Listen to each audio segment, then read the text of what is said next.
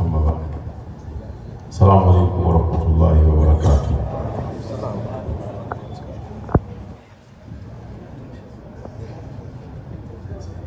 Asante sana. Mheshimiwa Sheikh Hamid Jongo, babangu na mlezi wetu, Imam wa msikiti wa Manyema, ambaye pia ni mwenyeji wetu katika hadhara hii ya Bwana Mtume Muhammad sallallahu alaihi wasallam, ambayo ameita na sisi tumekubaliana kwa hadhara hii ndio fainali. Na fainali tumeishuhudia kweli namna ambavyo imekwenda kwa ufasaha mkubwa sana, haswa kiongozwa na Sheikh Vumbi pale. Si sote tumeridhika kwamba hii ni fainali. Alhamdulillah, sote tumefurahika na tumestarehe ipasavyo. Sasa nimepewa nafasi ya kusalimia umma huu, naomba nitambue uwepo wa wazee wangu mbalimbali, masheikh na wanazuoni, wakiongozwa na mwenyeji wetu Sheikh wa mkoa wa Dar es Salaam, pia kakaangu Sheikh Walid. Lakini vile vile naomba nitambue uwepo wa katibu mkuu wa Baraza Kuu wa Waislamu Tanzania Alhaji Mruma, na mshauri wa Mufti Khalifa Sheikh Londa, baba yangu, basi na vijana wenzangu wote. Sisi kwenye upande wa siasa kule tunasema itifaki imezingatiwa, lakini naomba niwatambue na masheikh waliotoka Mkuranga wako hapa.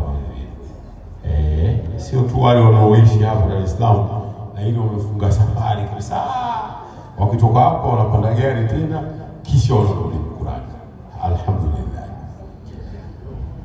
Maneno mengi yamezungumzwa, naomba nitambue pia vile hii kazi maalum, lakini uwepo wa diwani wetu mgombea wa hapa nyumbani kwetu Kariakoo, kakaangu Haji Manara.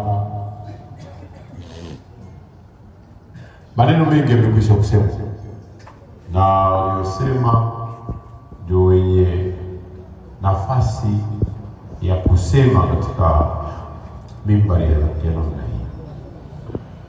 Wamezungumza amani, wakasema na dalili, wakatoa na mifano kadha wa kadha. Mimi kwa kimo changu, baada wao kuwa wamesema,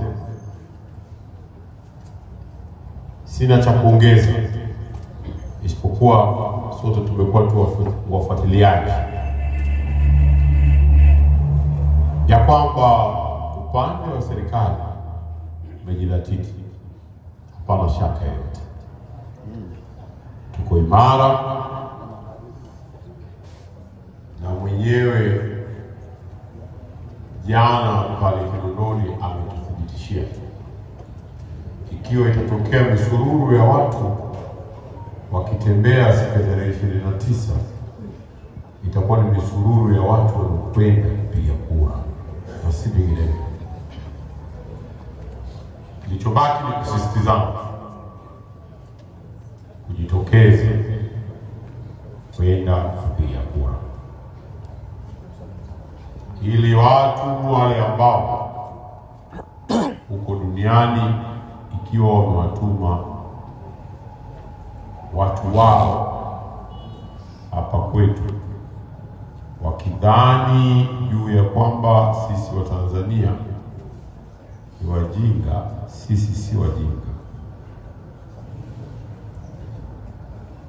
Tunafahamu, ndio maana walimu wanatueleza na kutukumbusha, na tutawaonesha kwa vitendo siku ya tarehe 29 kwamba sisi ni waelevu, tunathamini amani yetu, tunathamini umoja wetu, tunathamini mshikamano wetu, na tunathamini